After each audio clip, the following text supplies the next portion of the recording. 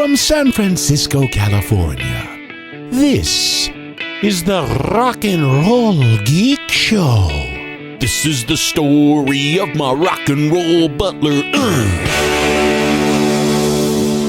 Welcome to the Rock and Roll Geek Show. My name is Michael Butler. Thanks a lot for joining me. I really appreciate it. Today is Saturday, August 30th, 2025, and it is 10:54 p.m. when I'm recording this. Late night. I don't think I'm going to get this one posted before the end of the night. So you'll get 2 episodes tomorrow. I'm at a place called Rob's Resort, somewhere in the Sierras of California. It is beautiful out here. We played. It's a big campground, and there's I think there's a lake here somewhere too, but Chad Bushnell played here. I played with the country band, and it was packed. There must have been 700 people here, and they all stuck around for the entire set, and it was really cool. Actually, we were supposed to do 3 sets, and we ended up doing 1 set, took a break, and then did 2 long sets combined into 1 set.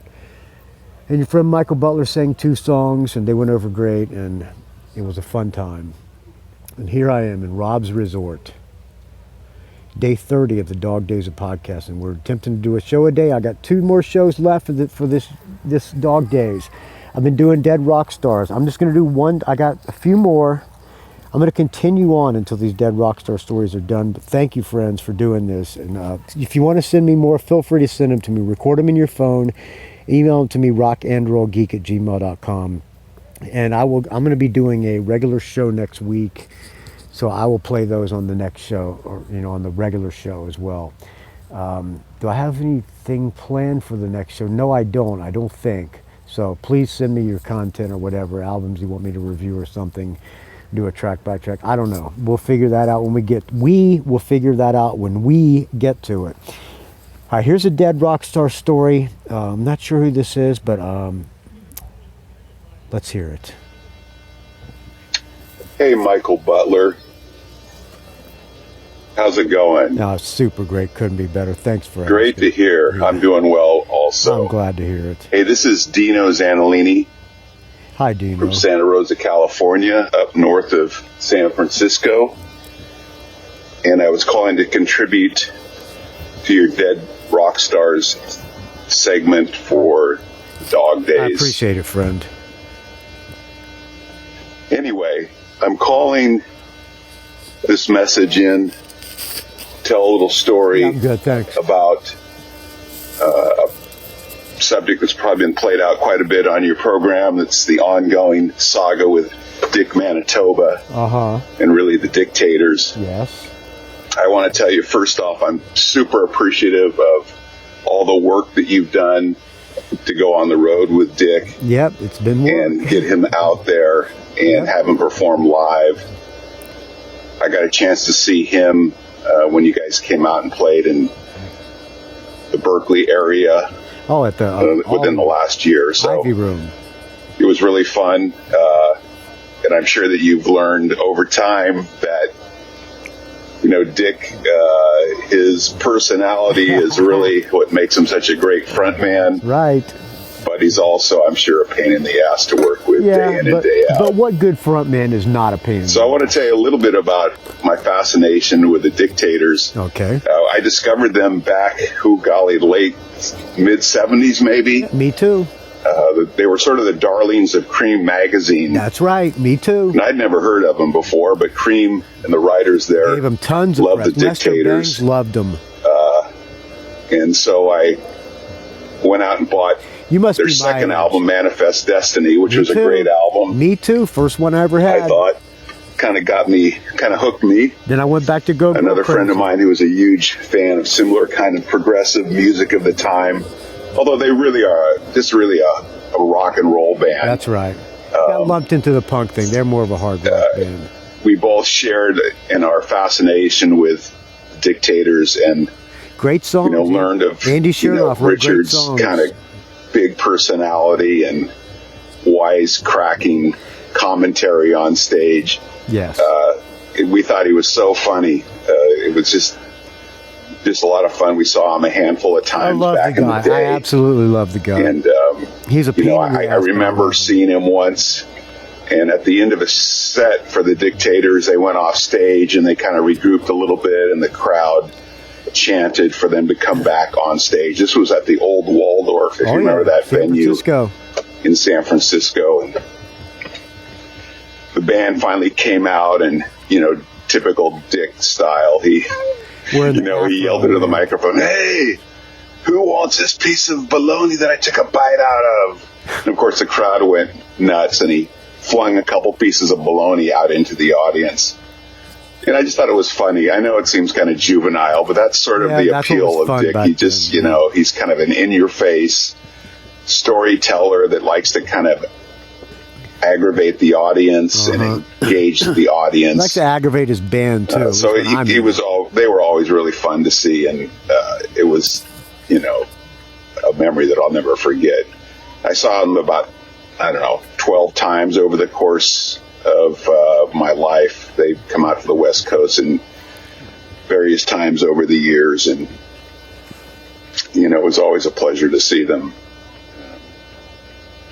The story that I wanted to tell really is not about Dick. Dick is still alive, but I wanted to tell a story about Top 10. Top 10 Scott Kempner was a rhythm guitar player for the Dictators. He passed away a couple years ago with kind of early onset dementia symptoms.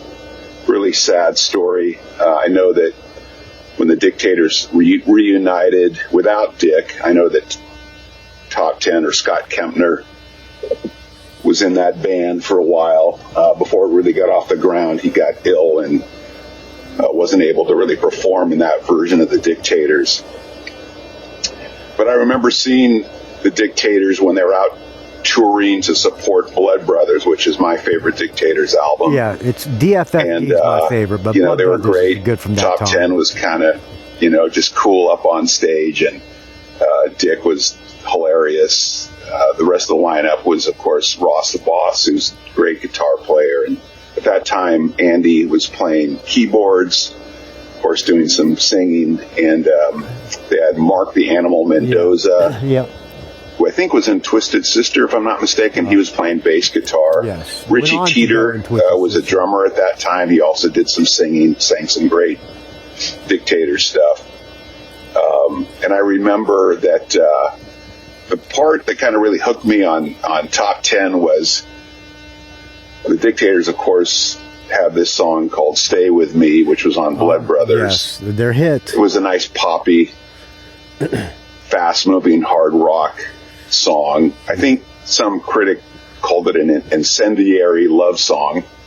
Yeah. But it was a great song with a great riff, and Still is a Scott, great song. And our Top band 10 played that riff to start the song and played it throughout the song.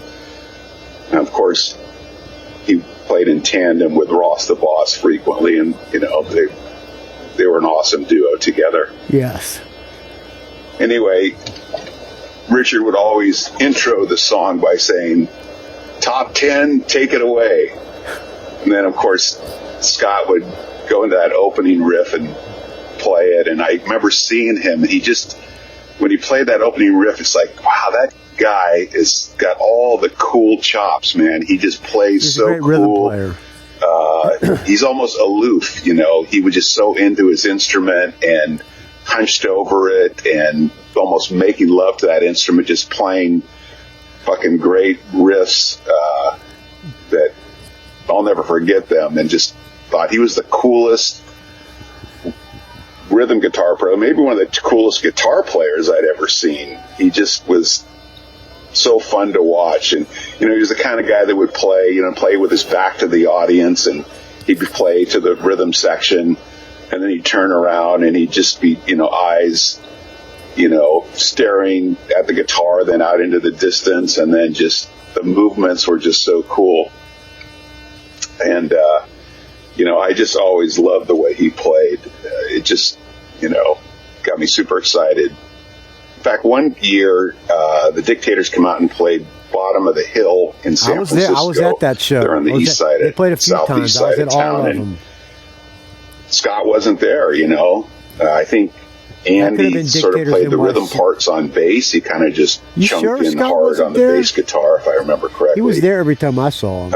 And at a break of one of the songs, I yelled out, "Hey, where's Scott?" And of course, Dick had to say some smart-ass remark like, he's in a box down under a bridge somewhere, or, just some smart aleck remark. I think at that time there were gaps where the band didn't go out on tour, but every 5 or 6 years they get together and go on tour, and they make it out to the West Coast. I think in the meantime, I think Scott had moved to Southern California and was actually, a friend of mine saw him, the same friend that developed the interest in the Dictators with me, live in Pasadena or something, and he said, "I saw Scott Kempner working at Amoeba Records." Huh. I said, "Really?" Oh, and it just goes to show you that, somebody like Scott, who really no one knows, unless you're a Dictators fan or a Del Lords fan, which was another band that Scott and Eric Amble started, which is a roots rock band. It was a great band as well. Another story. If you didn't know Top 10 or Scott Kempner, he's not the kind of celebrity or famous rock star that you would even think of. But to me, he was so friggin' cool on stage. And he was a great player, too. He could play. I'm not saying he was Malcolm Young to Angus Young, but for me, AC/DC is a great band, and Malcolm really drove that band with his rhythm guitar playing. And in some way, Scott sort of did the same thing with the Dictators, and he played off Ross really well, and he was just great. There was a moment at a show that I saw Dictators play. I don't remember what venue it was in the Bay Area, but they were playing, and Scott had a mic stand in front of his station on stage where he played, and he had, I don't know, a dozen white guitar picks that said Top 10 on it, and he would play a song and grab another pick, and sometimes he'd fling a pick out into the audience. Like a Top 10 guitar pick was a big treasure. But he did flip it the one time, and it came in my direction. I didn't see it, but I felt it kind of hit off my hand and fall down to the ground where we were standing. And my buddy saw the whole thing, and bent over and picked it up. And here I am. God, I hate to admit it, 40 or 50 years later, thinking, gosh, I wish I had that Top 10 guitar pick. All those years since then, I wish I would have been more aware and would have picked it up just as a memento, because I thought it was so cool and thought Scott was so cool. Anyway, when Scott got sick and he ultimately passed, I called this friend of mine, and we lived still in Southern California, and we just talked a little bit about Scott's passing, and I kind of said, remember that time he tossed a guitar pick into the crowd and he picked it up? Everybody said, yeah. And I said, man, I'd really love to have that as a little memento. And my buddy said, well, I think I still have that somewhere. How about that? Which I'm surprised he would have retained it after all these years. But sure enough, within a week, I got an envelope at my home, and it was a nice note from my friend, and Scott's Top 10 guitar pick, which was there, which now I own and treasure. And it's just got a testimony to just how we associate our youth and maybe hopefully our adulthood with super cool moments sprinkled throughout that we treasure and never forget. And that guitar pick sort of represents that with me, with the Dictators and Scott. And it also really represents, the fortunate, good relationship and friendship I have with my buddy, who without hesitation said, yeah, I'll get it for you, and I'd be happy to send it to you. just gives me a warm fuzzy when I think about it. So, anyway, for those of you that don't know Top 10 or Scott Kempner, please check out his stuff. He's on all the Dictators albums. He's a great player. He did a couple solo albums that are more roots rock kind of based, as well as his band, the Del Lords, which is definitely a roots rock band that had I don't know how many albums, I think 4 or 5 albums. They had a big layoff. I think they recorded first maybe in the late 80s, or maybe early 80s, excuse me. And then they released an album maybe, 10, 12 years ago, it seemed like. And they went out and toured it, and I got a chance to see the Del Lords in a little tiny place in San Francisco called the Hotel Utah. Oh, wow. I didn't know. You or your listeners may know of that place. The Butlers played acoustic there. And it was like watching somebody in somebody's front living room. It's such a tiny space, a little tiny balcony people. For about 20 people up on top, and maybe, 30 people down below.